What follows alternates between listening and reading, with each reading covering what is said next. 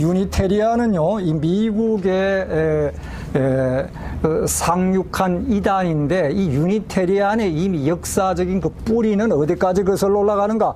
이게 이미 초대교회의 2세기에까지 거슬러 올라갑니다. 이게 모나키아니즘이라고 그래가지고, 이게 군주론 혹은 단일신론으로 등장했던 이단이에요. 초대교회에. 해아래 새 것이 없다고. 이게 근대 현대사에 또 들어와가지고 역시 마찬가지로 뭡니까? 이게 이단으로 유니테리안으로 탈바꿈해가지고 우리 시대에 등장을 한 겁니다. 이 그 유니테리안 라인에 서 있는 이 신학적인 입장은 바로 아리우스주의예요. 아리우스주의가 역시 마찬가지로 예수님의 신성이라든지 하나님과 동등됨을 부인했습니다. 니케아 종교회의, 우리가 잘 아는 니케아 종교회의에서 결국 아리우스주의는 폐기되고 아다나시우스가 주장하는 입장이 바로 성경적인 입장이다 해서 그것이 받아들여진 것이죠. 그러니까 이런 이 역사적인 배경들을 우리가 살펴보면은 이미 이 유니테리안주의라는 이런 단일 신론의 사상은 초대교회를 거쳐가지고 뭐 아리우스 논쟁을 거쳐가지고 이것이 또 한편 뭡니까? 16, 17세기 때에는 폴란드에서 한 차례 또 번성했어요. 약 한 1700년대 폴란드에서 상당히 아주 흥미로운 사건들입니다. 이런 모든 것들은 다 무엇을 의미하느냐 하면은요, 이 교회가 지상에 세워지고 난 이후로부터 늘 마귀의 공격은 늘 여러 다양한 측면에서 교회를 향해서 공격했습니다. 뭔지 아세요? 초대교회 때는 핍박이었고, 또 하나는 뭡니까? 또 하나는 이단을 통해서 교회를 뭐요? 공격한 거요, 이게. 예. 이 지상에 교회가 세워지고 난 이후로부터 마귀는 언제든지 교회가 타겟입니다. 그리고 교회를 이끌어가는 누가? 목회자예요. 그래서 목회자가 허물어지면 교회는 다 허물어지는 거예요. 이게 참 양들이 흩어지니까. 예. 오늘날에는 이 사탄이 교회를 공격하는 그 주 타겟이 뭐냐면 교회가 이 평화로운 시대에 오늘 우리 소위 말해서 공산주의가 아닌 오늘 이 민주주의 국가에서는 풍요롭고 자유롭고 얼마나 좋은지 몰라요.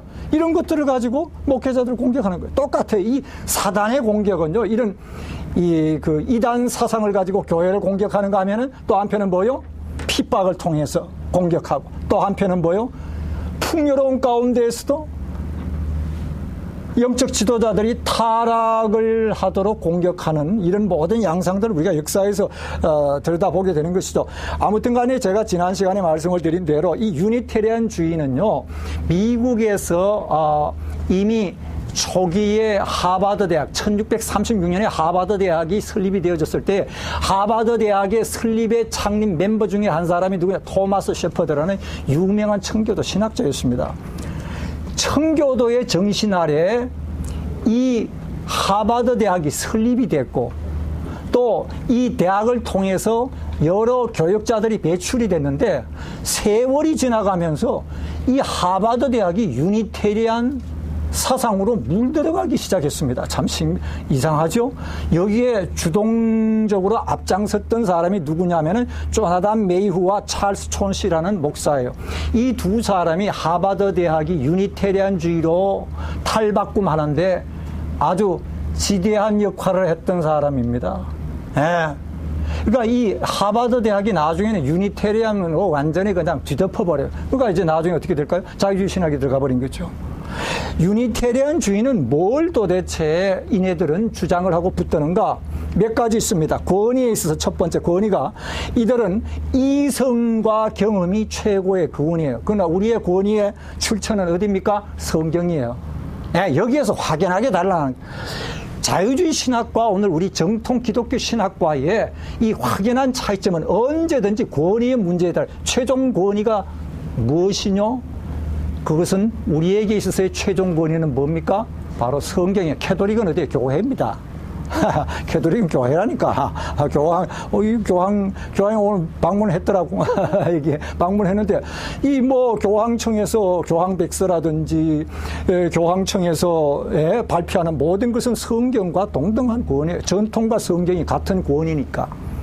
거기에 대한 그 인준을 누구가 했냐뇨? 교회가 했다 하는 말씀입니다. 결론적으로 성경보다도 더 우위에 있는 권위가 교회의 권위입니다. 이게 캐톨릭 입장. 그러나 우리의 입장은 뭐야? 성경이야. 철저하게 하나님 말씀. 근데 지금 우리가 유니테리안을 보게 되면 이 다 자유주의 사이드의 이 신학 라인들이거든요. 이 유니테리안 주의는 뭐냐면은 권위가 이성과 경험이에요. 우리는 성경이에요. 그 다음에는 진리에 대해서 유니테리안 주의는 상대주의 입장을 취하고 있습니다. 렐러티비즘이라고 그러죠.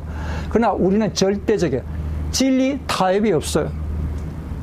여러분, 상대주의 사상이 어디에서 왔습니까? 제가 지난 학기에 이미 그 강의를 근대교회사를 통해서 이미 강의를 했어요. 1350에서 1650년에서부터 웨스트팔리아 평화조약에서부터 1789 프랑스 혁명까지 기간을 제가 뭐라고 그랬어요? 나 이게 공부했는데 이 동네 왜 이렇게 또 헤매고 있어? 계몽주의 시대에 계몽주의 시대에 아주 그냥 귀에 박히도록 얘기를 하고 있구만. 자꾸 얘기를 해야 이제 안 잊어먹어. 원래 이 공부라는 게 자꾸 1648년에 웨스트팔리아 평화조약이 체결이 됩니다. 여러분, 개신교와 구교 천주교와의 30년 종교전쟁의 종지부를 찍는 역사적 사건이 1648년 웨스트팔리아 평화조약이에요.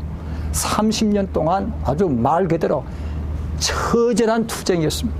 그러나 종교전쟁에서는 끝이 없다는 걸 알고 결국은 서로가 서로에게 관용하고 인정해 주는 것으로 일종의 말하자면 종교전쟁의 종지부를 찍는 웨스트팔리아 평화조약. 그것 이후로부터 유럽 사회는 이제는 그네들이 유럽이 가졌던 모든 에너지와 모든 시간을 어디에다 투입을 했는가?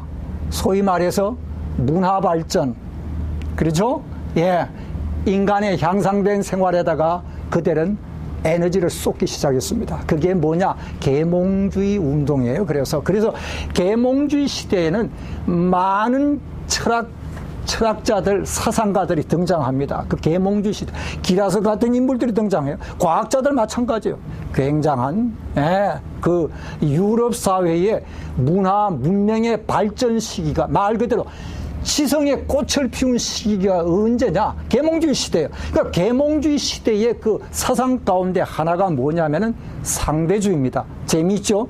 여기 지금 유니테리안 사상 가운데에 그네들이 가진 그 진리에 대한 관점 자체는 뭐냐? 진리에 대한 관점 자체는 상대적이라는 말씀이에요. 우리의 관점은 뭡니까? 절대적이에요. 타입이 있을 수 없어요. 내가 곧 길이요 진리로 생명이니 나로 말미암지 않고는 아버지께로 올 자가 없느니라. 진리 그 자체란 말이에요. 예, 타입이 없습니다, 이게. 그러니까 이 지금 유니테리안주의가 가지고 있는 이런 상대주의적인 사상은, 렐러티비즘은 어디에 뿌리를 받고 있는가? 결국은 어디에 뿌리 받고 있어요? 어디에? 계몽주의에 뿌리 받고 있는 거예요, 이게. 예. 그러니까 우리가 지난 학기에 잠깐 공부를 했지만 모든 자유주의 신학에요, 그 사상적 배경과 그 뿌리는 항상 계몽주의에 맞닿아 있습니다. 참 묘해요. 그리고 우리가 이 학교 다닐 때 뭐 계몽주의 역사 배우고 이거 그냥 여러분들 하면 시험 치고 뭐 점수 따느라고 그냥 그거 달달 외웠다가 다 끝내버렸어요. 그러나 그거 이제는 그렇지 않아요. 이게 이 역사의 흐름에 이게 어떠한 영향을 미쳤는지, 신학과의 그 상호 관련성이라든지, 여기서도 우리가 지금 보는 바대로 진리의 문제, 기적의 문제에 대해서 유니테리안은요, 이걸 신화로 치부해버립니다. 기적? 그건 신화야. 미스, 영어 표현의 미스. 그건 신화지. 그러나 우리는 뭐예요? 기적은 성경이 우리에게 보여주는 역사적 실제라는 얘기예요. 실제 일어난 사건에 성경이 말하는 모든 예수님이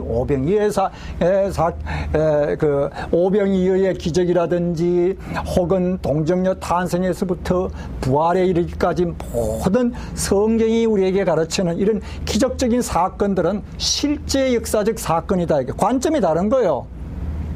예수님, 유니테리안은 어떻게 보고 있는지 아세요? 예수님 그냥 인간의 모범이야. 예, 예수님 훌륭한 스승이지. 그래, 도덕 스승이고 모든 인류의 사표야. 모범입니다. Just example. 그러나 우리는 뭐예요? 구세주라 이거예요. 벌써 확연하게 달라지는 이 유니테리안과 자유주의 신학. 이 자유주의 신학자들이 늘 좋아하는 게 그거예요. 예수님 이 땅에 오셔가 착한 일 많이 하고 선한 일 많이 하고. 맞죠? 예. 사회 정의, 부의 공평한 분배. 우리 천주교에서 자주 이제 언급하는 타픽이 바로 그거예요. 부의 공평한 분배, 약자들을 위한 변호, 사회의 정의. 얼마나 좋아요. 이게 우리 기독교 교인들이 마땅히 해야 될 우리의 선행의 모습이에요. 그런데 무엇이 우선인가? 항상 우리는 하나님의 말씀이 우선되어져서 그 진리의 말씀으로 변화받고 그 말씀을 붙들고 그 다음 넥스트 스텝에 살아야 될 우리의 삶의 모습이 어떤 모습이에요? 정말 사회 정의를 위해서 우리가 애쓰고 약자들을 돌보고 그거예요. 그게 우선이 아니다 하는 말씀이에요. 그러니까 지금 여기서 보는 바대로 이 유니테리안 주의는요, 이게 뭐냐면 예수님을 어떻게 보는가? 인간은 이게 우리 모든 인류의 사표다. 이게 모범이다. 우리는 구세주예요. 그들이 보는 인간관에 대한 또 하나의 관점은 뭐냐면요, 타락을 부정합니다. 그래서 우리는 성경이 보는 바에 인간에 대한 관점은 말 그대로 죄인이에요, 죄인. 그러나 유니테리안이 보는 관점은 인간은 선하다는 거예요.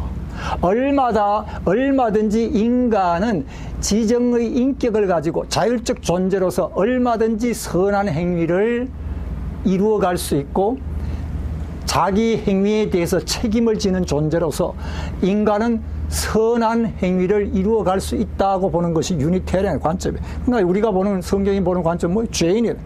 마지막으로 구원의 문제에 대해서 유니테리안이 취하는 입장이라는 것은 뭐냐면은 인간은 각자가 자기 스스로 구원의 길로 나아갈 수 있다는 거예요.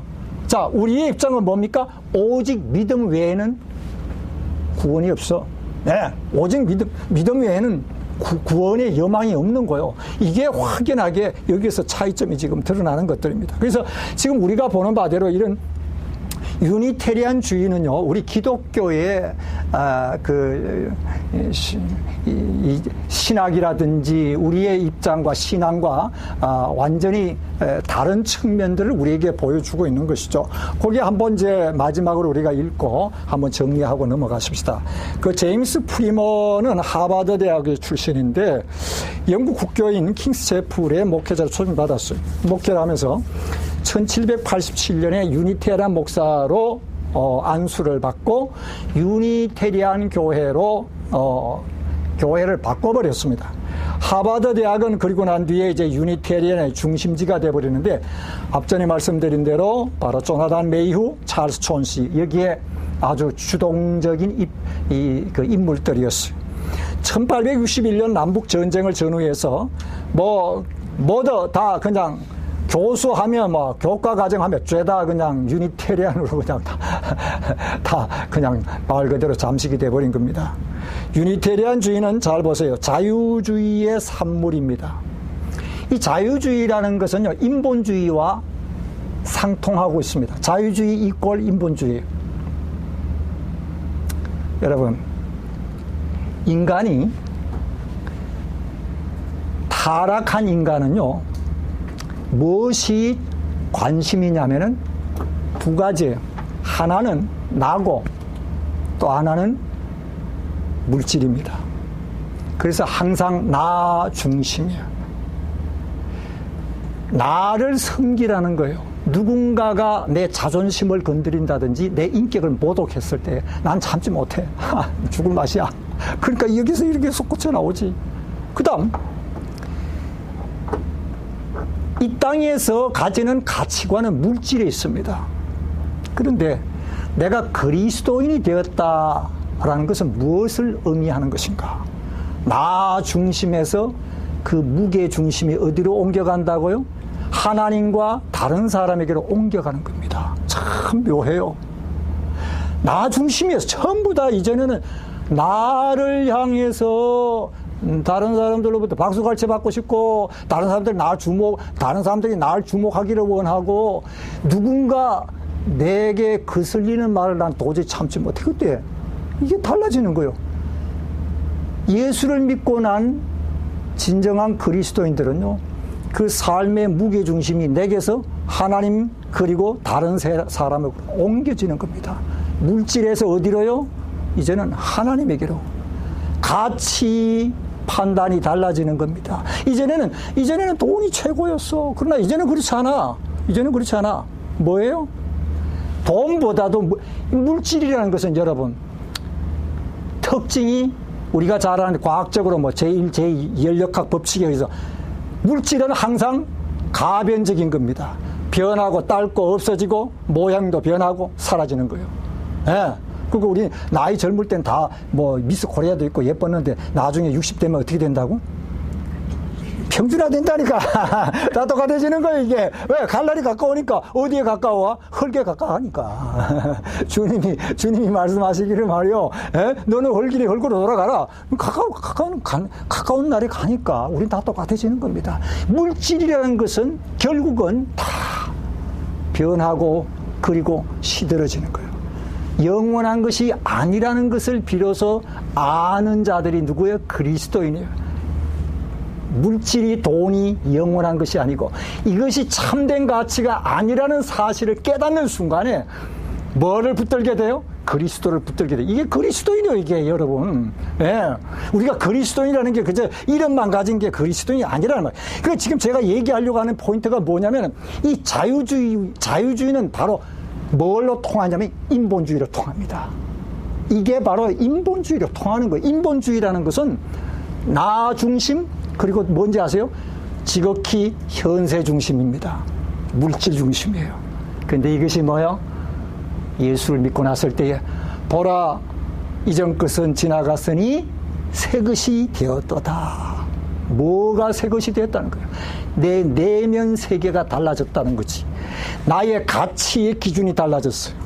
이제는 내 삶의 무게중심이 달라지는 거예요, 이게. 예. 그러니까 인본주의에서 뭘로 바뀌어요? 이제는 하나님 중심으로. 이 지금 우리가 보는 바대로 결국 이 유니테리언주의라는 것은 이게 이 자유주의 산물입니다. 자유주의 산물. 그 밑바닥에 옛날 뭡니까? 앞전에 말씀드린 대로 계몽주의 사상이 밑바닥에 다 깔려 있는 거예요.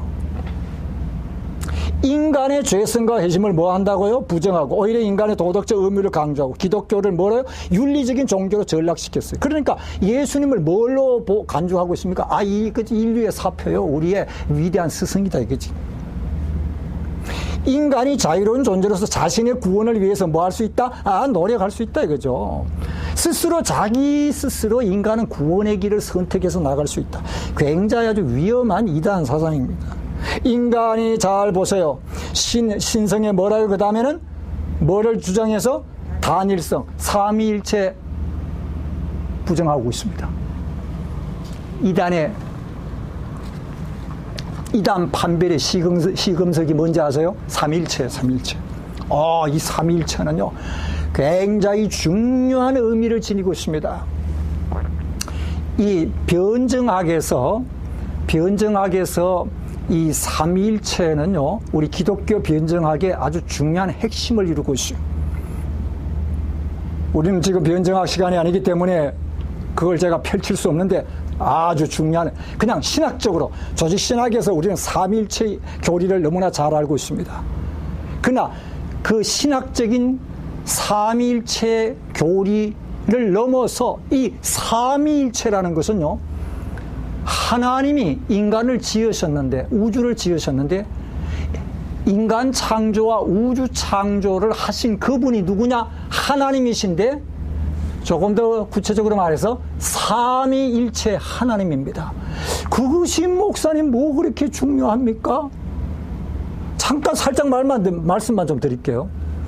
이 단일신론자들이 삼위일체 성경이 말하는 것을 제대로 파악을 못했어요. 말 그대로 빅 미스테이크지. 삼위일체 하나님은 삼위일체 이 교리가 우리에게 암시하는 implication, 한국말로 함축된 의미가 있어요. 영어로는 implication이에요. 그 첫 번째가 동등성입니다. 삼위 하나님의 동등성을 우리가 그대로 본받아 모든 인간은, 하나님의 형상을 지닌 모든 인간은 뭐하다고? 동등한 거야. 그가 흑인이든지 백인이든지 예? 흑인들 보고 뭐 구공탄이니 이런 소리 하면 안 돼. 그런 소리 있으면 뭐 멕시칸들 보고 맥작이니 이런 아주 비하의 얘기는 있을 수가 없습니다. 이게 우리 그리스도인들은요, 특별히 모든 사람이 하나님의 형상을 지녔기 까닭에 귀한 거예요. 사람의 가치를 성경은 어디에다 두고 있는지 아세요? 절대 그 사람이 가지고 있는 소유의, 외모의, 어떤 교육의, 어떤 기능적인 측면의 탁월함 천만에 넣어. 어디에요? 하나님의 형상, 하나님 형상. 하나님의 형상 때문에 인간은 존중받아야 되고 인정받아야 됩니다. 심지어 누구까지라도 난 크리스찬까지라도. 이게 성경의 가르침이요. 성경의 가르침입니다. 여러분, 굉장히 중요한 의미가 있습니다. 우리가 사람을 대할 때요, 하나님의 형상이 이 사람 속에 담겨있기 때문에 그 사람은 마땅히 인정받고 존중받아야 돼요. 모든 사람은 equality, 영어 표현에 equality, 평등하다는 말이에요. 평등한.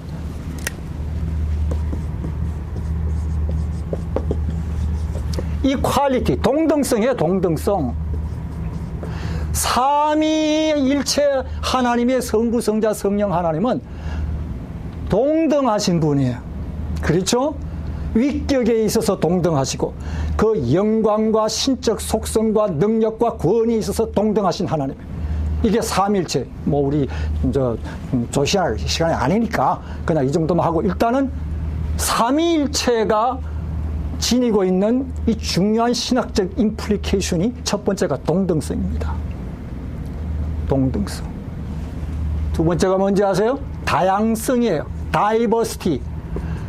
하나님은 한 분이신데 삶 위로 존재하여 계신다. 삶 위로.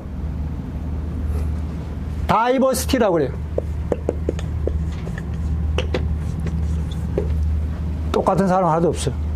염색체 다 달라. 얼굴 모습, 퍼스널리티, 기호 다 다릅니다. 참 신기해. 왜 그런지 아세요? 삼위일체 하나님은 각기 다양성을 지니고 원대한 구속 역사를 성취했습니다. 삼위 하나님은 에베소서 1장에서 그 하나님께서는 구원을 계획하시고 플랜, 성자 예수 그리스도는 하나님이 세우신 그 구원을 어떻게 하셨다고? 이루셨어요. accomplishment, 성취하셨어요.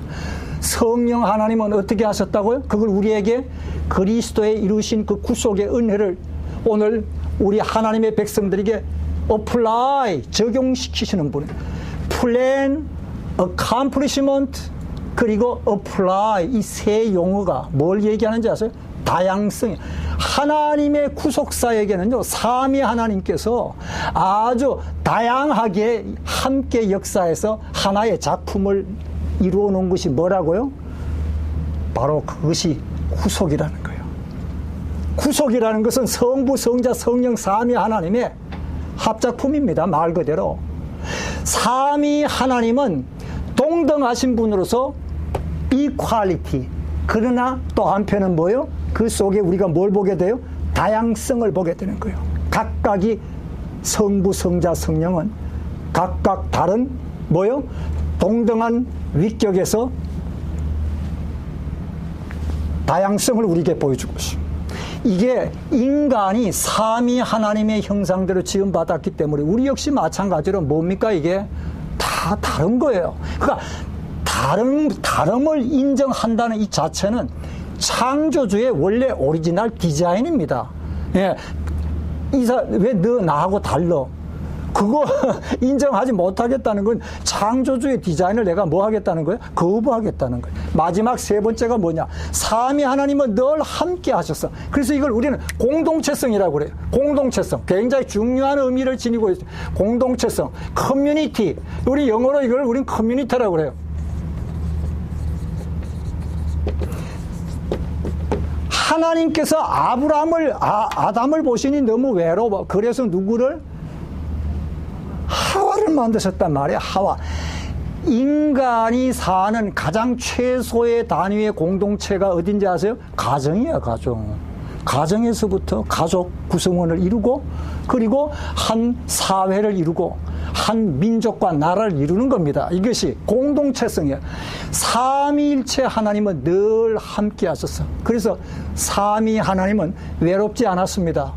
삼위 하나님은 서로가 서로를 어떻게 사랑하시면서 서로 늘 깊은 펠로우십을 가졌어요. 여기에 여러 가지 좀 제가 얘기할 내용이 많은데 우리가 지금 시간이 없으니까 어떻든 이 정도만 하고, 우리는 제가 얘기하려는 포인트는 뭐냐면은 이 삼위일체라는 이 중요한 신학적 교리에, 하나님의 존재에 대한 삼위일체 교리는요, 신학적으로 뿐만 아니라 그 함축된 의미가 상당히 깊습니다. 그래서 사람이 홀로 산다는 것은 참 어려워요. 식당에 가서 여러분 앉아가지고 혼자 밥 놓고 식당에 혼자 밥 먹으면 밥 맛이 날까 안 날까? 가서 먹어봐요. 그렇게 처량하기 짝이 없어. 칸막이 하고 식사하는 식당이 있더라고. 혼자 와서 밥 먹는 사람을 위해서. 난 뉴스에 봤어요. 칸막이 하고. 서울에.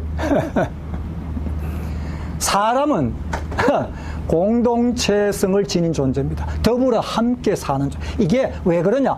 하나님이 그러하시기 때문에, 삼위 하나님이 늘 함께 하시는 그 공동체의 속성을 우리가 닮아서 지음받았어요.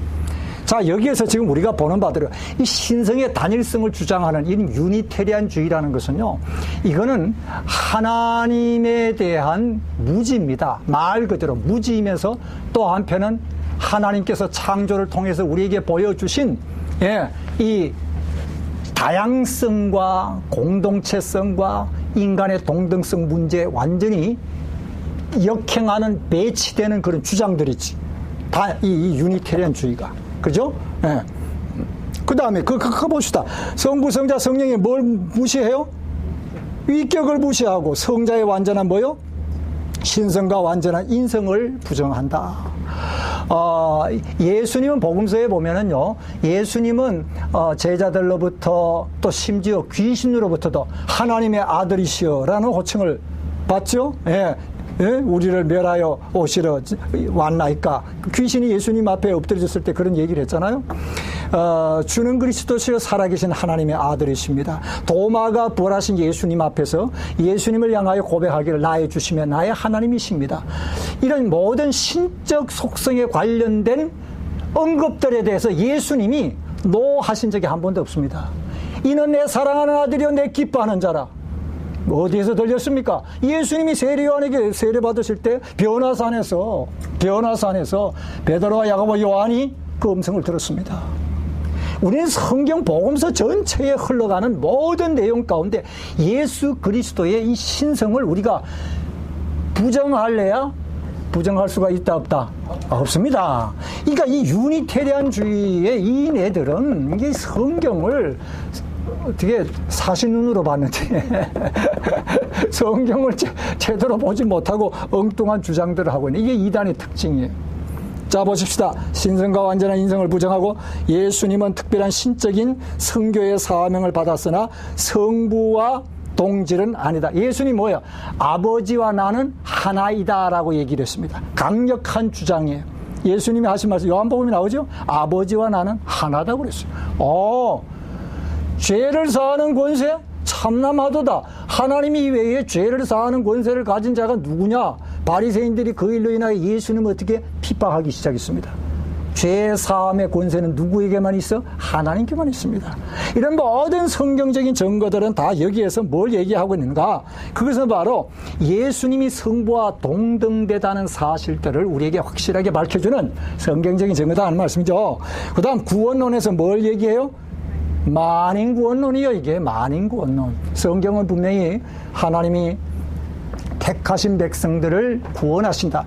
예수님이 태어나실 때에 가브리엘 천사가 마리아에게 찾아와서 이름을 예수라 하라. 이는 자기 백성을 저희 죄에서 뭐라고요? 구원할 자. 자기 백성이 누구예요? 자기 백성이 누구예요? 아무나 세상에 태어났던 모든 사람 다 죄다 다 구원하고. 이게 아니에요. 성경에 그런 거 없어. 네, 하나님이 택한 백성들. 하나님이 택한 자들에게 성령을 통해서 영적으로 죽어 있는 자들을 일깨우고 그들의 귀에 복음이 들리도록 하나님이 역사하시는 이 놀라운 은혜 가운데 우리는 말씀에 대한 인격적 반응이 뭐라고 내가 여러 차례 얘기해서 그게 뭐라고요? 믿음이잖아요, 믿음. 그래서 기억나시죠? 말씀에 대한 인격적 반응이 믿음입니다. 여러분, 믿음이 추상적인 게 아니에요. 믿음이라는 것은 구체적인 거예요. 복음에 대한, 말씀에 대한 인격적 반응이 믿음이요, 믿음. 그러니까 우리는 말씀에 대해서 비로소 반응을 하기 시작하는 거예요. 하나님이 택한 백성들, 성령을 통해서 우리를 깨워놓으시니까, 그제서야 눈이 떠서, 아이고, 하나님이 살아계시네?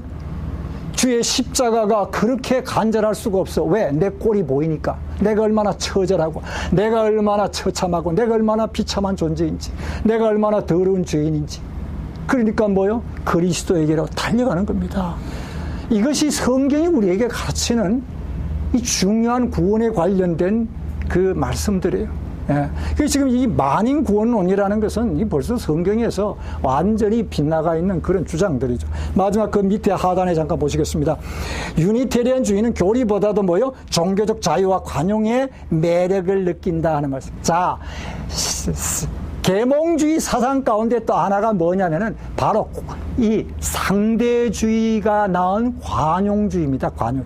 그러니까 이게 뭐냐면 종교다원주의가 여기서 나온 거예요. 우리 다 서로 좋다 이거지. 서로 인정하면은, 종교다원주의 얼마나 좋은지 몰라. 서로 인정하고, 서로 존중하고, 그리고 서로 뭘 합니까?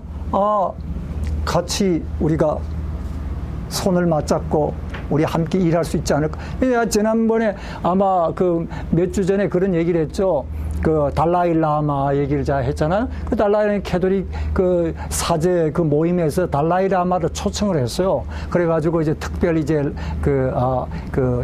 소위 말해서 세미나를 열었는데 그 주제가 뭐냐 하면은 사회 정의, 그다음 타 종교에 대한 관용, 사랑, 평화, 그런 주제들이에요. 그러니까 그런 주제들을 가지고 함께 얘기를 나누는 겁니다. 그러니까 상당히 아주 부드러워. 얼마나 좋은지 몰라. 서로가 공유할 수 있는 그런 토픽들이에요. 그런데 우리가 분명히 기억하는 것은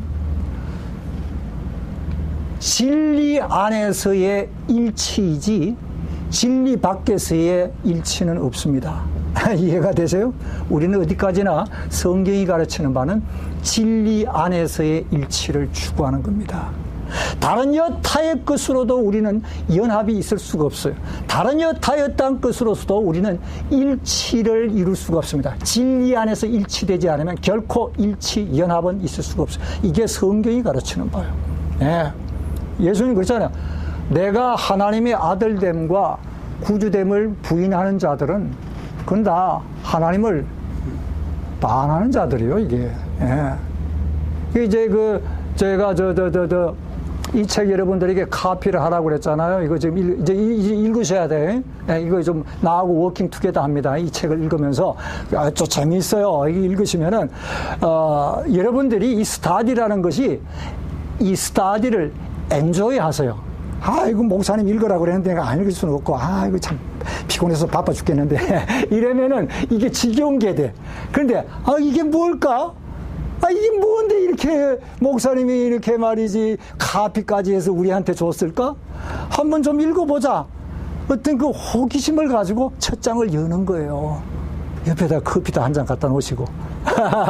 이래가지고 슬슬 읽어가면은 그 내용을 읽으면서 가만히 한번 음미를 해보세요. 이제는 그런 연령대에 왔어요. 우리가 옛날에 중고등학교 다닐 때는 빨리빨리 후다닥 하고 빨리 외우고 그냥 숙제하고 가서 그 다음 시험 치고 다시 끝나면 그 다음 내가 노는 시간이 많잖아요. 근데 이제는 그런 연령이 아니거든. 이제 우리가 인생도 살았고 인생의 중반을 살아서 이제는 후반기를 향해서 지금 나가는데, 예, 신앙생활 하면서 우리가 이런 글을 읽는 가운데 많은 것이 들어옵니다, 여러분들에게. 굉장히 아주 배움의 기쁨이 있어요. 예, 배우고 기쁘니 이 어찌 즐겁지 아니하라. 장로님, 무슨 말씀이에요? 그게 한자 있잖아요. 에? 배우고 기쁜이 어찌, 즐겁지 아니한가.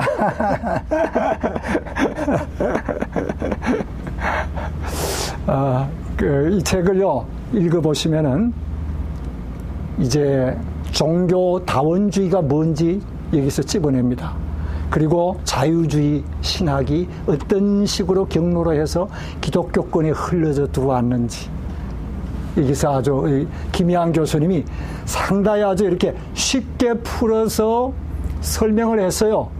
그래서 여러분들이 이 책자를 읽으시면서 상당히 많은 것을 이번에 다시 한번 우리의 신앙을 정리하는 아주 좋은 기회가 될 겁니다. 그래서 1페이지에서부터 읽으시면서 저하고 같이 워킹 투게더. 제가 틈틈이 아마 저 책자를 갖다가 몇 페이지 펼치라고 할 거예요. 근데 안 읽은 사람들은 헤매. 이게 도대체 어디 있더라? 이거 곤란한 얘기지. 아니, 나하고 같이 호흡이 맞아야 될 거 아니에요. 읽기로 약속하십니까? 네, 다 했어요. 분명히 했습니다. 분명히. 거기 국민 학생들 같아. 나하고 분명히 약속했어요. 그래서 1장서부터 매일 하루에 한 5, 6장씩을 쫙 읽어나갔어요. 그리고 방법이 있어요. 빨간 볼펜 가지고 중요한 내용은 딱 밑줄 그어야 돼요. 밑줄을 그래야 눈에 들고 그 다음에 딱 펼쳤을 때 그렇지. 이것이 내게 살아있는 지식이 됩니다. 그냥 이렇게 해가지고 이거 아니에요. 다 앉아가지고 빨간 볼펜 잡고 밑줄을 그으세요. 네, 분명히 여러분들이 이 한 학기가 끝나고 아마 큰 소득이 있을 겁니다. 자, 어떻든 간에 이게 유니테리안주의.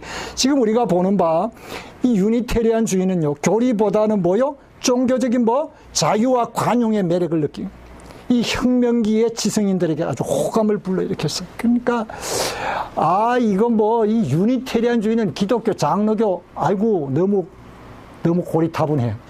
너무 완고해. 많은 사람들이 유니테리안으로 넘어갔습니다. 그거 나와 있죠? 반교리주의와 계몽주의의 낙관주의 산물. 이 반교리라는 게 뭐냐면 기독교의 중요한 진리의 핵심들이 있잖아요. 이걸 교리거든요. 그러니까 우리는 이런 교리 같은 거 싫다 이거지. 이런 교리는 우리 제껴놓고 순수하게 인본주의예요. 자유주의는 인본주의입니다. 자유주의는 인본주의예요. 그러니까 순수하게 우리가 당면하는 과제, 무슨 관용, 자유, 그다음 이성, 여기에 다 모든 것이 초점이 맞추어져 있는 것이죠. 자, 여기까지 혹시 질문이 있으시면은 질문을 하시고 이제 넘버 5의 찰스 피니를 좀 다루려고 그래요. 우리가 잘 아는 대로 찰스 피니는요, 아주 한때 미국 연대가 나와 있죠. 1700년대에 이 미국의 1700, 1800년대, 1700 후반부 인물인데 1800년대에 이 미국의 한때 아주 부흥기에 또 마치 혜성처럼 나타났다고 할까요? 굉장했습니다. 굉장했어요. 그러니까 우리가 잘 아는 영적 대부흥 운동은 1740년 전후인데 그 영적 대각성 운동이 지나가고 난 뒤에 1800년대에 들어와서 이 찰스 피니가 미국의 이제 알미니안 신학을 확산시키면서 특별히 요한 웨슬레의 완전 성화, 그 완전 성화를 갖다가 수용하는 그런 이제 입장을 취하게 됩니다. 그 이제 뒤편에 나와 있죠. 예, 그 뒤편에 웨슬레의 완전 성화에 대한 부분을 이제 제가 좀 말씀을 드리면서 이것이 왜 문제가 되는가 하는 것을 이제 제가 여러분들에게 좀 말씀을 좀 드리겠습니다. 자, 일단은 하여튼 지금 여기까지 혹시 질문이 있으시면 이게 우리가 지금 전반부에 지금 유니테리안주의에 대한 내용들을 제가 쭉 좀 말씀을 드렸는데, 지금 찰스 핀이 이제 우리가 좀 들어가기에 앞서서, 제가 한 10분만 잠깐 브레이크 타임 하고, 곧바로 이제 우리 이 챕터가 이제 또 좀 길어요. 이제 이 챕터에서, 제가 얘기를 좀 해야 되니까, 이 지난번에 제가 여러분들에게 나누어 드린 이 3페이지짜리 지금 아마 다른 데다가 끼워 놓으신가 보죠? 저 뒤에 분들은 다 가지고 계세요? 못 받았어요? 우리 장로님은? 가지고 계시네. 그럼 권사님 안 가지고 계세요. 하여튼 좀, 그게 같이 좀 보실 수 있는 또 같이 좀 보시고. 하버드 대학은 아직도 그 영향을 받고 있어요. 아직도 신학부가 있습니까? 신학부가 있는데 거기에 이제 그 영향을 많이 받고 있어요. 이미 이제 거기는 다 자유주의 신학입니다. 말 그대로. 그건 목사님도 배출하고. 말 그대로 그냥 신학이죠. 신학이죠. 거기는 무슨 이제는 목회자, 사역자를 배출하는 것과는 거리가 먼 학교입니다. 그건 이제 그냥 신학으로서 그저 한 학문의 한 파트로 있는 거지, 거기에 무슨, 우리가 일반적으로 생각하는 그런 학교가. 하버드에서는 신학을 공부했다는 사람들은. 영향을 진하게 받았죠. 이미 다 신학이 이미 초기에 이 설립자들이 설립했던 그 청교도 정신이라든지 이런 것들은 이미 다 사라졌어요. 이미 다 사라졌습니다. 그러니까 뭐라고요? 타종교에 대해서 예. 목사님들이 물론 이제 권위도 있으시고 또 확신이 있으시니까 마음으로 비판을 하신단 말이에요. 이렇게 설득 때.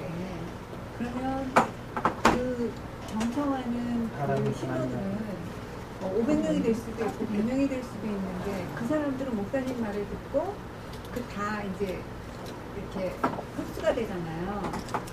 그러면 이제 나가서 또 그렇게 얘기를 해요. 근데 그것도 올바로 정해지지 않고 단편적인 걸 두근두근 정말 본인의 이렇게 의식이나 그런 수준으로 편집을 했는지 얘기를 하게 되는데, 그럼 그것에 대해서는 아무 양심의 가치가 없이 비판을 할 수도 있고, 그 비판하는 거를 들을 수도 있고, 내가 가서 그 비판을 전할 수도 있는 게 가능한 건가요? 그 책임은 일단은 우리 목회자가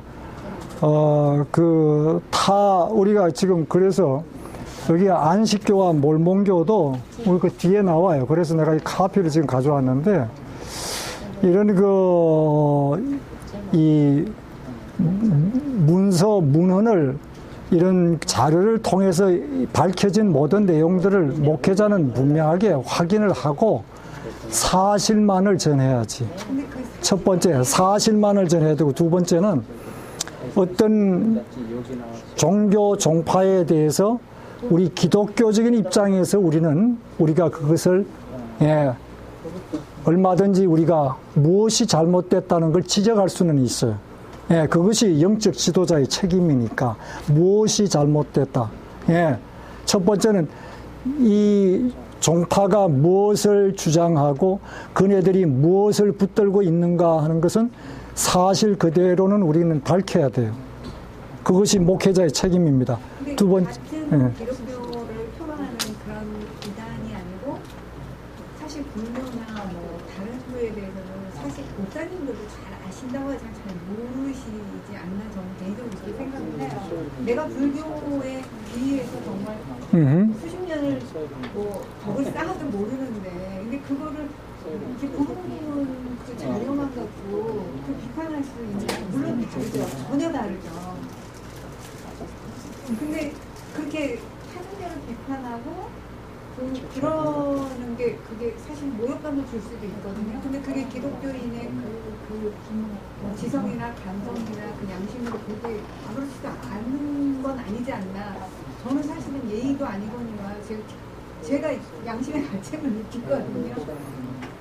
목회자는 일단은 타 종교를 우리가 다룰 때에 그 타 종교에 대한 스타디를 해야 돼요. 그게 첫 번째 그 해야 될 임무입니다.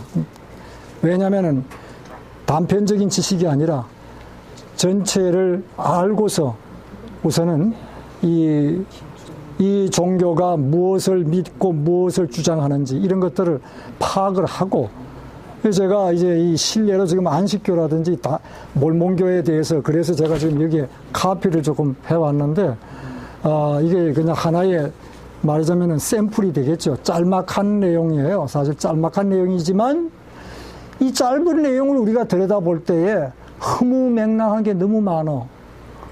허무맹랑하다 하는 말씀이에요. 우리가 상식적으로 생각할 때 지금 몰몬교 같은 경우에, 안식교 같은 경우에는 예수님의 재림을 예언을 했습니다. 두세 차례에 걸쳐가지고 다 빗나가 버렸어요. 그러니까 그거를 어떻게든지 무마를 하려고 예수님이 하늘 지성소로 들어가셨다. 들어가셔서 뭐하냐? 조사심판하고 있다. 조사심판이라는 그 용어 자체는 성경에도 없습니다. 예, investigate judgment라고 그래요, 영어로. 조사심판하러 하고 계신다, 이게. 하늘 지성소에 들어가가지고. 아니, 왜 지상에 오시다가 왜 갑자기 방향을 틀어가지고. 예? 얘기하러 가는 거야. 그래.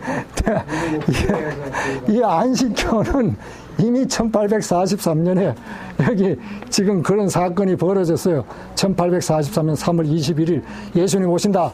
그러다가 예수님 안 오셨어요. 그러니까 또 다시 가을에, 그 다음 그 이듬해, 이런 여러 가지 참 그 어설픈 해프닝들을 우리가 보게 되고, 몰몬교도 그러고, 그래서 이제 우리가 이런 것들을 좀, 이런 여타의 종교들에 대한 이해도, 왜냐하면 이것이 이제 그 미국의 캐톨릭도 그런 예. 뭐 들어가지 않나요? 예, 걔들이 뭐요? 캐톨릭. 아, 캐톨릭. 예. 교황 저기하고 또 불교도 좋다는 이런 식으로 좀 포함하지 않습니까? 종교다원주의의 성향을 띠죠. 예, 종교다원주의의 성향이 캐톨릭. 종교의 시작을 예. 캐톨릭으로 보면 제일 좋은. 예, 종교다원주의의 그 경향을 띠는 신부 사제들이 많아요. 그래서 제가 지난 시간에 말씀드린 대로 달라이 라마를 초청해다가 예수님의 말씀을 강론하라는 해달라는 그 자체부터가 예. 교황님이 얘기한 것은 부산은 여자다. 예, 낙태 문제에 대해서도 그거를 사해줘라. 예. 그 무슨 사람이 무슨 죄를 사할 권세가 어디 있습니까? 예? 뭘 사해 주라고 해서 또 진짜 사해 주는 것도 생명을 죽인 건데. 예, 생명을 죽인 건데 사해 주라고 했다고 해서 뭐 사제가 또 사한다고 그래서 그 사람이 또 낙태죄가 사해지는 것도 아니고, 예, 이거는 뭐 우리가 성경의 관점에서 봤을 때에 다 그 빗나가 있는 것들이지. 인간은 아니죠. 우리가 보는 관점은 이단적 요소를 지니고 있습니다. 이단적 요소를 담고 있어요. 다분히. 왜냐? 첫째, 성경과 전통을 같이 놓고 있어요. 우리는 성경만인데. 그죠? 네, 두 번째, 교황 무엇을 우리는 받아들일 수 없습니다. 그 교황의 모든 법이 네, 성경이에요. 구원이, 신적 구원이에요. 교황의 무엇을 우리는 받아들일 수 없어. 그 다음, 마리아, 성모 마리아, 중보자 되심 받아들일 수 없습니다. 네, 너무나 많아. 아니, 성모 마리아 나중에 성천설까지 주장을 했다. 성모 마리아의 무험설. 예수님을 낳은 어머니가 어떻게 죄인일 수가 있는가? 순전히 이성적인 논리에 의한 결론입니다. 무죄하신 예수님을 낳으신 성모께서 죄인이라면은 어떻게 이것이 논리적으로 합당하냐 이거지. 그렇죠. 그러니까 성모 마리아의 무험설, 더 나아가서 성모 마리아의 그 중보자 되심, 더 나아가서 성천설, 이런 것들은 다 이단적 내용들입니다. 우리는 그렇기 때문에 그런 거 받아들일 수가 없어요. 그래서 이단적 요소들 너무 많이 갖고 있어요. 기독교에는 성경 말고도 있다고 그러는데 외경입니다. 아포크리파. 근데 그걸 왜 가지고 그 외경이라고 그래요. 성경적으로 그걸 인정하는 겁니까? 그 캐톨릭에서는 외경을 성경과 동등시해요. 그러나 우리는 그 인정하지 않아요. 그거는 캐논 이외의 것이니까. 예. 왜냐하면 인정받지 못하는 문헌이에요. 성경 66권은 이미 교부들을 통해서 이것이 검증되고 인정받았어요. 그 캐노니스트라고 그래가지고 정경성의 기준이 몇 가지 있습니다. 사도성에서부터 이렇게 쭉 나와 있는데 거기에 외경은 맞지를 않는 거예요. 그래서 그것이 제외가 됐습니다. 약간 390년경이죠. 신약이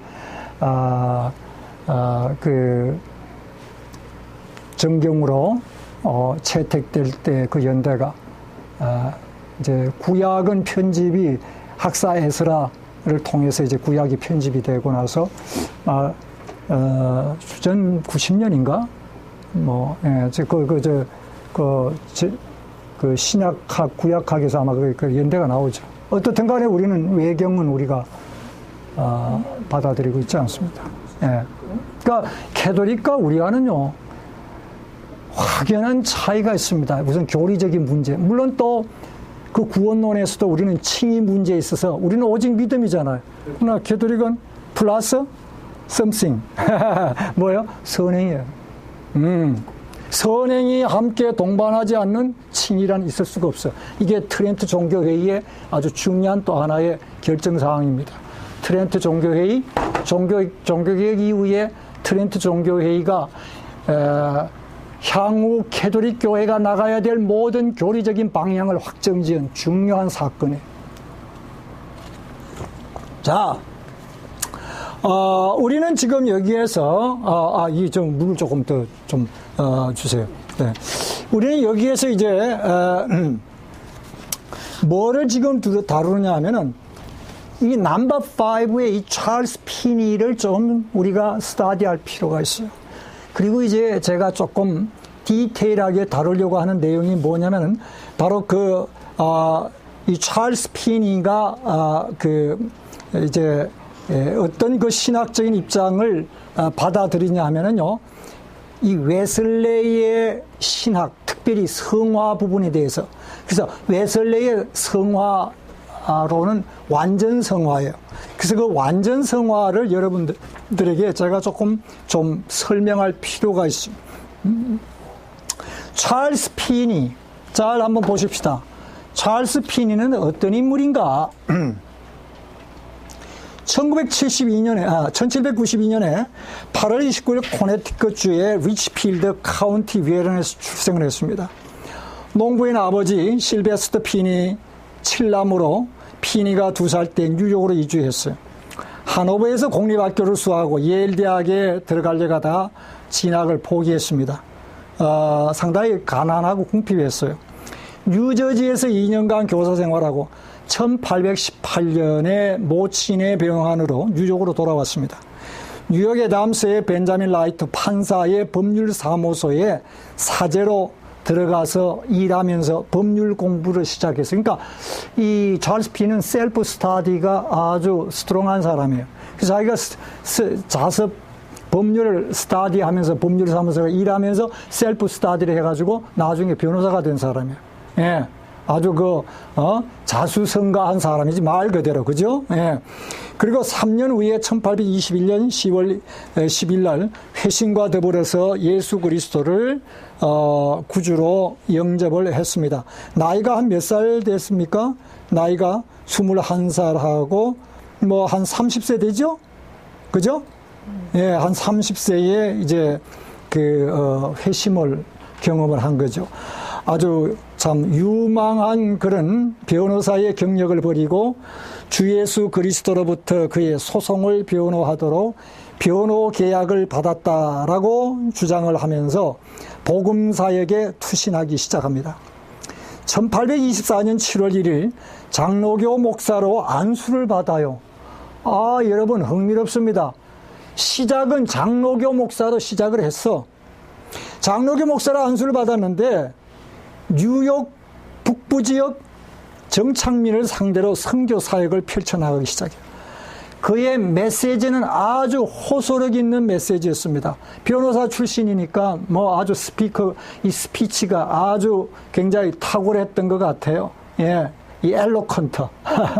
예, 예. 그러니까 그 설교를 통해서 아주 굉장한 그 부흥의 역사가 일어났다 하는 말씀입니다. 여러 지역으로 퍼져나갔어요. 제퍼슨, 세인트 로렌스, 에번스 밀스, 1825년까지 그의 사역은 웨스턴 트로이, 유티카, 롬, 오번 등지로 확대되어져 나갔습니다. 그래서 심지어 그의 집회 가운데 이런 말이 생기기까지 했어요. 은혜 받는 자리가 따로 있다. 한국에서도 뭐 앞자리는 무슨 뭐 예? 이게 금자리 뭐 어쩌고 그래서 들어봤어요? 예, 이거 바로 그런 얘기를 하는 거예요. 이게. 예. 찰스 피니가 이 부흥에 대한 그의 가진 확신과 소신이 있습니다. 그가 부흥사로서 활동을 하면서 이 부흥에 대한 그의 확신과 소신은 뭐냐면은 잘 보세요. 하나님께서 자연계에 법칙을 세운 것처럼 하나님이 자연계에 세운 법칙이 뭐예요? 대표적인 게 뭐예요? 중력의 법칙이 모든 만물은 뭐예요? 아래로 떨어진다. 예. 저 빌딩에 올라가서 나는 믿음으로 새처럼 날 수 있어 라고 뛰어내리면 어떻게 될까? 죽지. 죽어. 뭘 믿음으로야. 하나님이 이 자연계에 세워놓으신 법칙은 모든 인간이 거기에 종속하도록 되어져 있는 겁니다. 예, 이걸 시험하면 안 되는 거예요.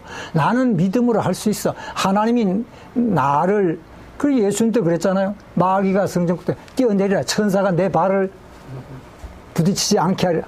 내 하나님을 시험치 말라. 예, 이 신앙생활 하면서 엉뚱한 사람들, 그런 사람도 있어. 특히 신비주의 좋아하는 사람들. 하나님을 시험하는 힘입니다, 그게. 하나님 시험하는 힘이에요, 이게. 하나님이 우리에게 믿음의 원리로 주신 것은 뭐예요? 무슨 책이라고? 성경책이지. 하나님을 시험하라고 한 게. 제가 전에 한번 말씀을 드렸습니다. 하나님이 이 말씀을 통해서 우리에게 주신 포메이션은 두 가지예요. 명령과 약속입니다. 하나님의 명령, 하나님의 약속에 나는 과연 충실한가? 늘 거기에 우리는 질문을 던져야 돼요. 명령 앞에 요구되는 건 뭐야? 순종이야. 약속 앞에 요구되는 것은 뭐라고요? 믿음입니다. 약속 앞에 요구되는 것은 믿음이요. 명령 앞에 요구되는 건 순종이에요. 그래서 이 두 개의 이 하나님의 말씀이 가진 이 특징적인 포메이션을 우리가 이해를 하고 늘 이 말씀을 붙들고 사는 것이 그리스도인의 삶이지, 하나님 앞에서 엉뚱하게 하나님을 시험하려고 하는 행위는 이건 다 합당한 것이 아니지. 자, 어떻든 간에 우리는 말이죠. 여기에서 지금 하나님께서 자연계의 법칙을 세운 것처럼 아주 굉장히 이성적이고 논리적이에요. 영적 세계에도 법칙을 세우셨다. 만일 우리가 부흥에 관한 법칙에 순종한다면 우리는 분명히 부흥하게 될 것이다.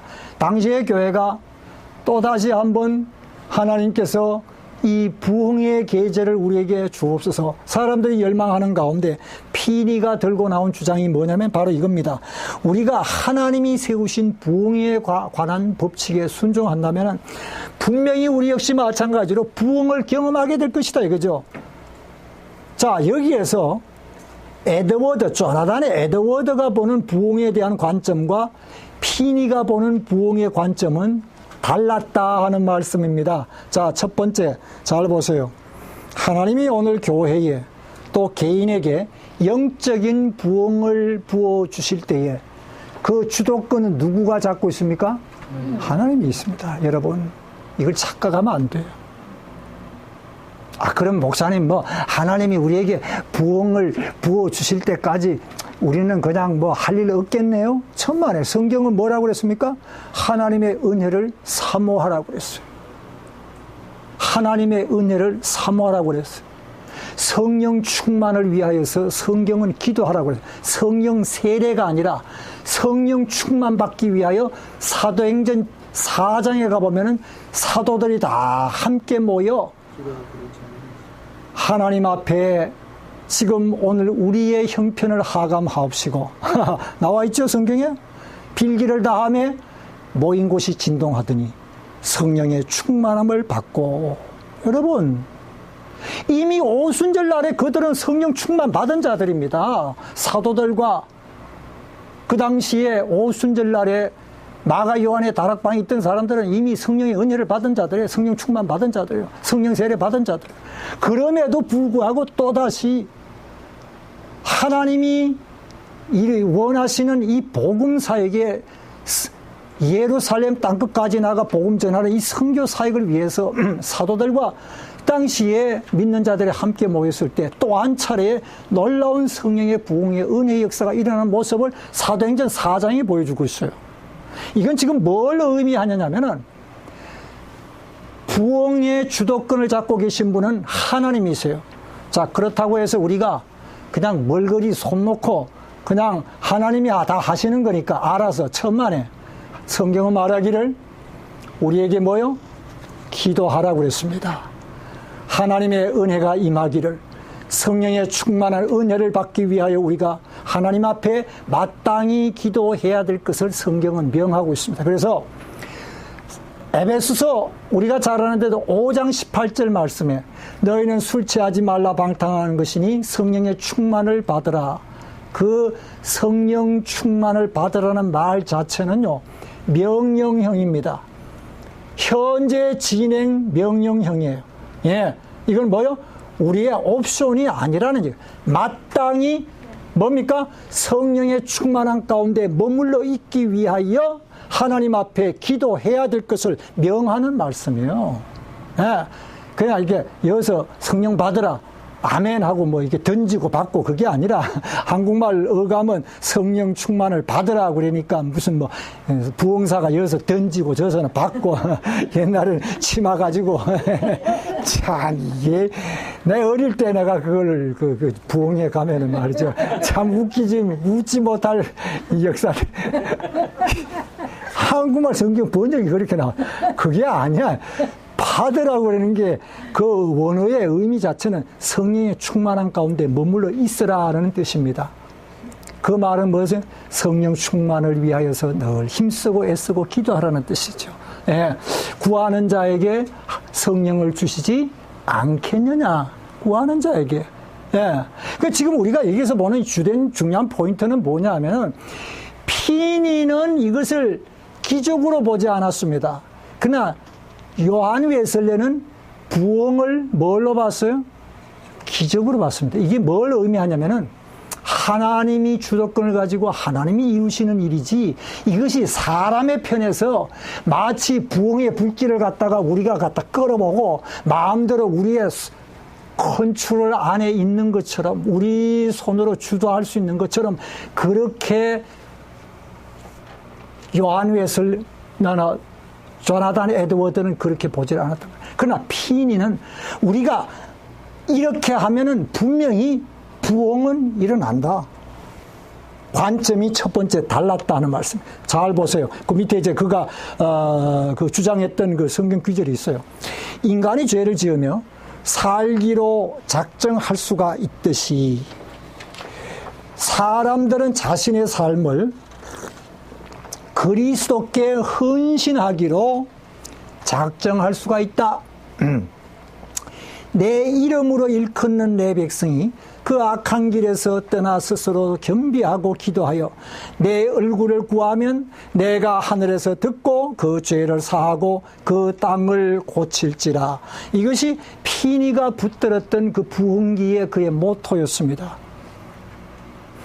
우리 편에서, 인간 편에서 우리가 할 수 있는 이 일을 하기만 한다면 필연코 하나님께서 우리에게 부흥의 놀라운 역사를 부어주실 것이다. 바로 이게 피니의 주장입니다.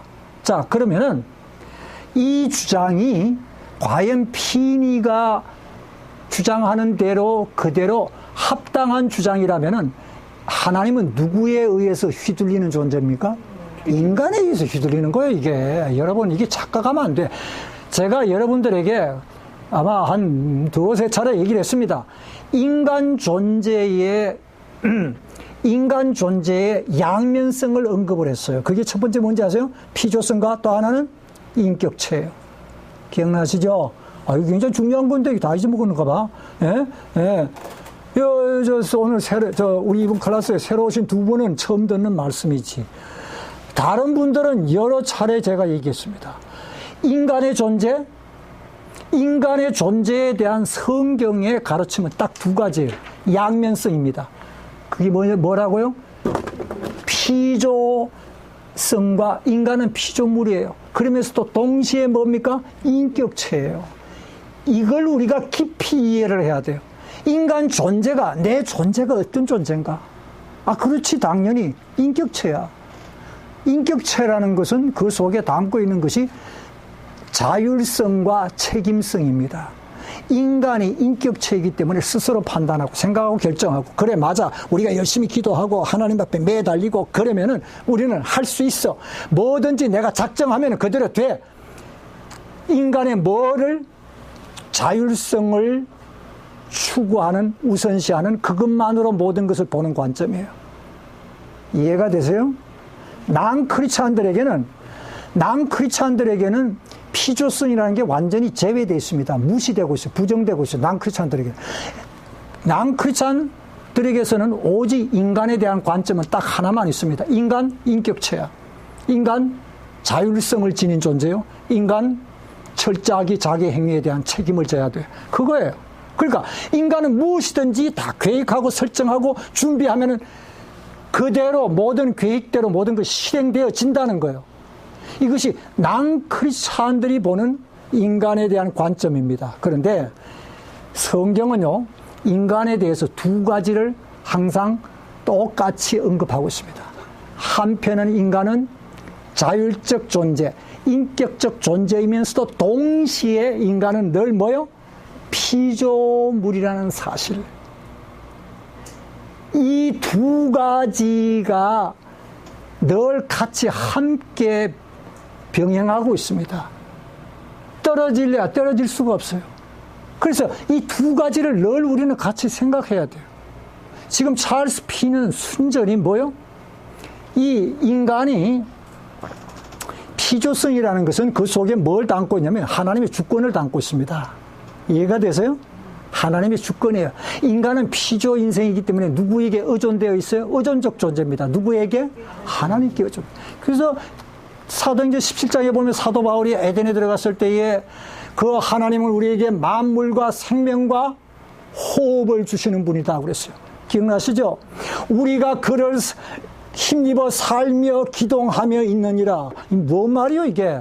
인간 존재 자체는 창조주에 대하여서 의존적 존재이면서도 하나님의 주권 아래에 놓여있다 하는 말씀입니다. 인간이 아무리 모든 것을 완벽하게 준비하고 계획하고 설정하고 우리는 성경 말씀대로 피네가 얘기했듯이 이 말씀이 있어. 이 말씀 우리 붙들고 기도하면 하나님 분명히 우리에게 주실 것이야. 예, 맞아요. 하나님의 말씀입니다. 그런데 그건 한 단면만을 봤어. 또 하나 디아드 사이드에 뭐가 있다고? 우리가 손 하면은 손이 있고 뭐가 있어요? 손등이 있듯이. 양면성입니다, 여러분. 이 손과 손바닥은, 손등과 손바닥은 바로 이 손을 구성하는 양면성이지. 인간이 그래요.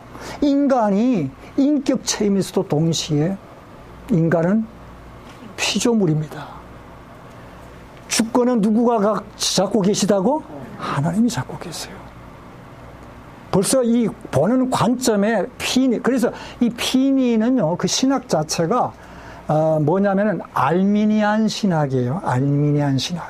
그러니까 알미니안 신학은 그 신학 자체가 벌써 인간의 이 자유의지의 모든 것이 우선시되고 있어요.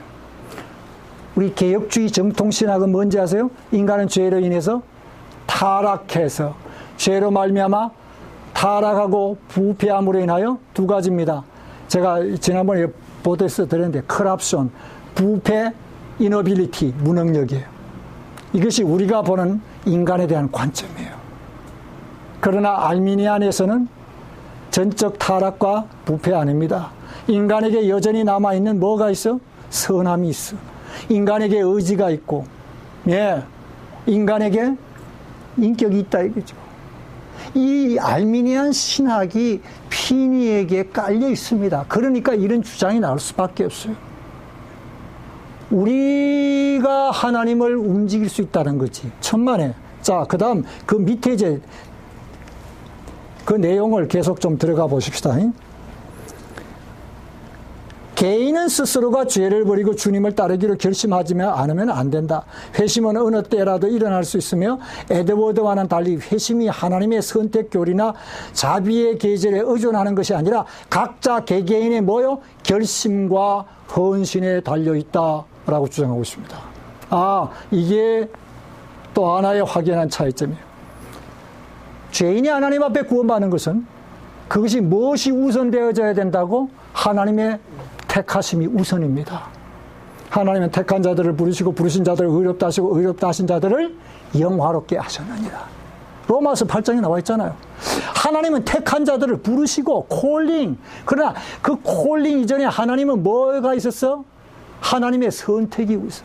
언제? 창세전에 에베소서 1장에 나와 있잖아요. 창세전에 하나님께서 그리스도 안에서 우리를 택하셨다고 했어요. 그리고 하나님은 택한 백성들을 부르셨어요. 콜링. 부른 자들을 의롭다 하시고 그리고 의롭다 하신 자들을 영화롭게 하시고 로마서 8장에 나온 말씀이에요.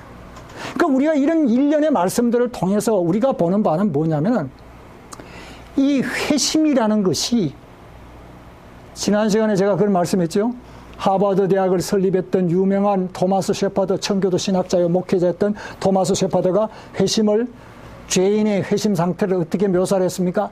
성령의 팔에 의하여 말씀의 화살이 그냥 화살이 아니야. 그냥 화살이 그럼 어떻게 해. 말씀의 화살이 하나님의 말씀의 화살이 그냥 날아가서 어디에 꽂혔다고? 가슴팍이 아니라 양심에 가서 꽂혔어요. 양심을 가서 찌르니까 죄인은 견딜 수가 없는 이걸 회심이라고 그랬습니다. 죄인의 회심 상태를 토마스 셰퍼드는요, 아주 정확하게 예리하게 묘사했습니다. 아, 나는 그 글귀를 볼 때 이 짤막한 한 문장으로 구구한 설명을 해야 되는 신학적인 내용을 이 단 한 문장으로 이렇게 표현을 하다니 역시 탁월한 사람은 뭐가 달라. 그래 안 그래요? 다르다니까. 한마디 딱 해가지고 그냥 그걸로 쫙 끝내버려. 뭘 구구한 설명이 필요가 없어. 성령의 팔에 의해서 말씀의 화살이 날아가 죄인의 양심에 가서 꽂혀있는 상태를 회심이라고 묘사했습니다. 그런데 이 회심이 누구에게 일어나는가? 내 결심으로? 이게 아니라네. 왜? 죄인은 영적으로 죽은 자입니다. 여러분, 이게 성경이 가르치는 이 분명한 사실이에요. 여기에서 벌써 갈라지는 거예요. 우리는 창세기 3장에 나왔잖아요. 너가 선악과 따먹나라는 어떻게 된다고? 근데 죽어서 안 죽어서? 아담 하가 선악과 먹고 거기서 곧바로 즉사했습니까? 아니야. 멀쩡히 살아있었다고. 뭐가 죽었다는 얘기요? 영적으로 죽어. 영적 죽음이라는 이 자체는 성경은 죽음을 육적 죽음과 영적 죽음으로 분류하고 있어요. 하나님과의 단절, 에덴에서의 추방이 영적 죽음입니다. 그러니까 영적으로 죽어 있는 자는요, 하나님의 은혜에 대해서 문외한입니다. 무지해요. 눈을 떴으나 육의 눈은 떴지만 영의 눈은 감겨 있고, 귀를 가졌지만 복음에 대해서는 귀머거리고, 생명에 대하여서는 무감각한 자입니다. 이게 영적으로 죽은 자요. 예.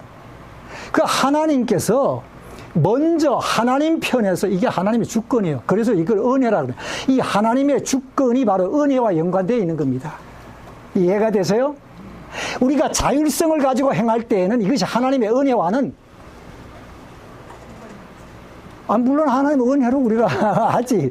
그러나 절대적 은혜는 어디에 늘 연관이 돼 있어? 피조성에 연관되어 있는 부분입니다. 하나님이 죽어있는 나를 어떻게 하셨다고? 살리셨어. 이게 하나님의 주권과 은혜의 역사입니다. 거기에서 구원이 시작되는 거예요. 그러니까 우리가 지금 이 알미니안 신학과 우리 정통 기독교 신학과의 그 차이점이 뭔가 하는 걸 제가 여러분들에게 지금 보여주고 있는 겁니다. 이해가 되세요? 예, 선명하게 차이점이 나요. 알미니안 신학에서는 내가 할 수 있어. 왜 멀쩡히 내가 살아있는데 내 이성적으로 내가 판단해서 결정하고 나 예수 믿기로 작심했어. 나 결심했어. 나 그리고 예수 믿을 거야. 예수님 나의 구주로 영접할 거야. 이겁니다. 지금 그 입장 자체는. 그런데 성경이 가르치는 바는 인간이 영적으로 죽어있는 상태에서 과연 하나님의 말씀에 반응할 자가 누구이랴? 없다는 얘기예요. 의인은 없나니 하나도 없으며 죄 가운데 다 죽어있는 자들입니다. 먼저 하나님 편에서 주권적으로 은혜로 죄인된 우리를 어떻게 일깨워 놓으시지 아니하시면은 복음이 그의 귀에 들려오지 않습니다. 눈을 떠서 하나님을 볼 수도 없고 십자가를 바라볼 수도 없는 것이 우리 인간의 타락한 모습이에요. 네. 그러니까 이 지금 피니의 신학과 우리 정통 기독교 신학과의 차이점이 어디에 있는가 하는 것을 지금 제가 여러분들에게 보여주고 있는 것이죠. 그 다음에 이제 좀 넘어와 가지고 자 그러면은 1830년대에 장로교회를 자 여러분 잘 보세요. 피니가 알미니안 신학을 가지고 부흥회를 인도하면서 이 설교를 하고 하니까 그 당시에 장로교회 장로교단들이 피니의 신학에 대해서 퀘션을 던지기 시작했습니다. 가만 보니까 이거는 성경이 가르치는 정통 신학이 아니야. 알미니안 신학이에요. 그래서 피니 스스로가 장로교 신학을 장로교단을 떠납니다. 떠나서 알미니안 신학에서 자기 라인을 가기 시작해요. 이거 지금 그거 얘기해. 독립교회. 그리고 나서요. 그가 뭘 수용을 하느냐면은 웨슬레의 완전 성화에 대해서 매력을 느끼기 시작합니다.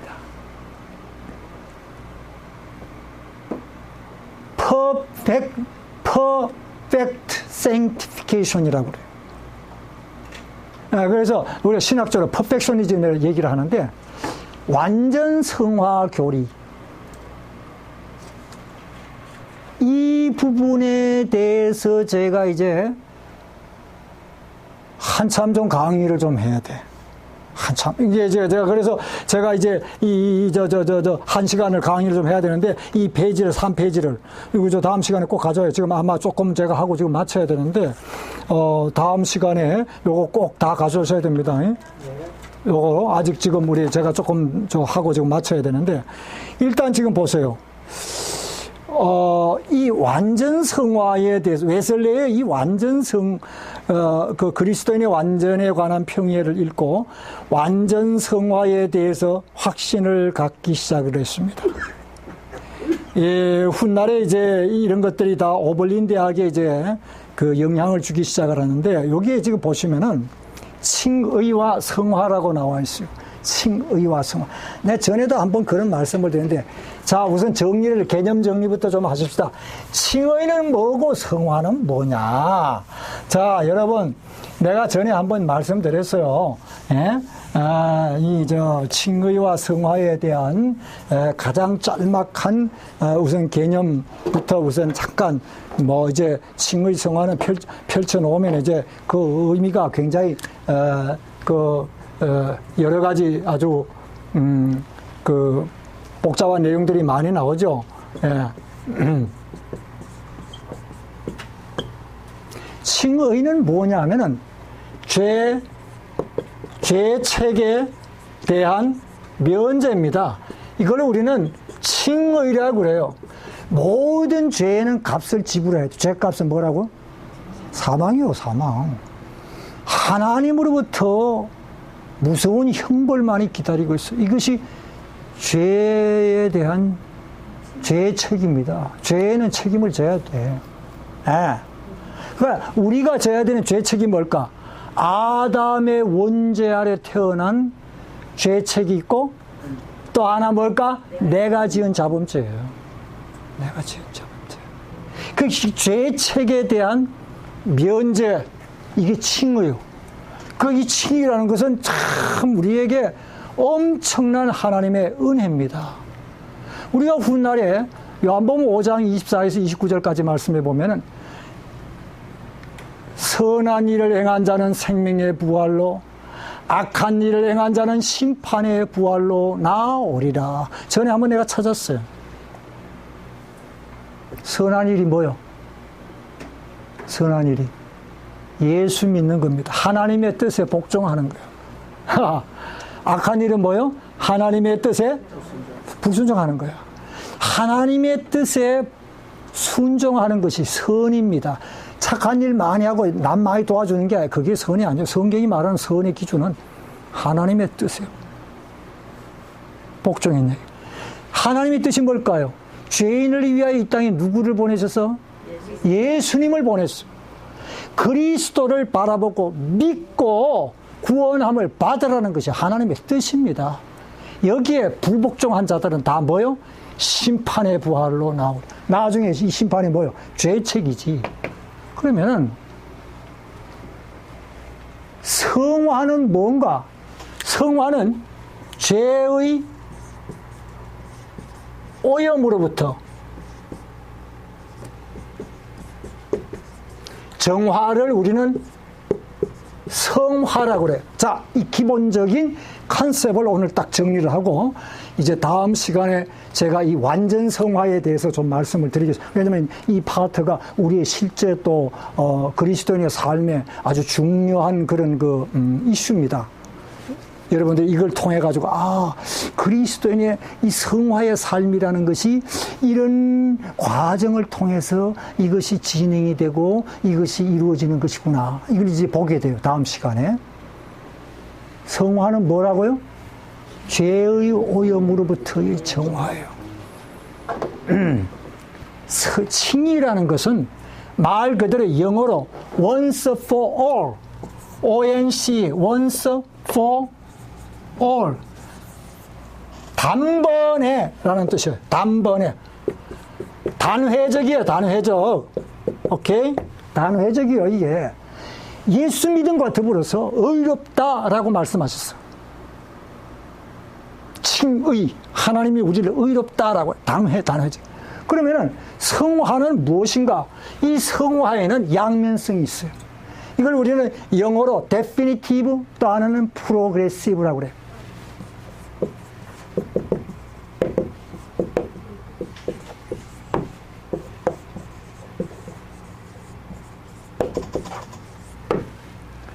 프로그레시브라는 말은 한국말로 뭐예요?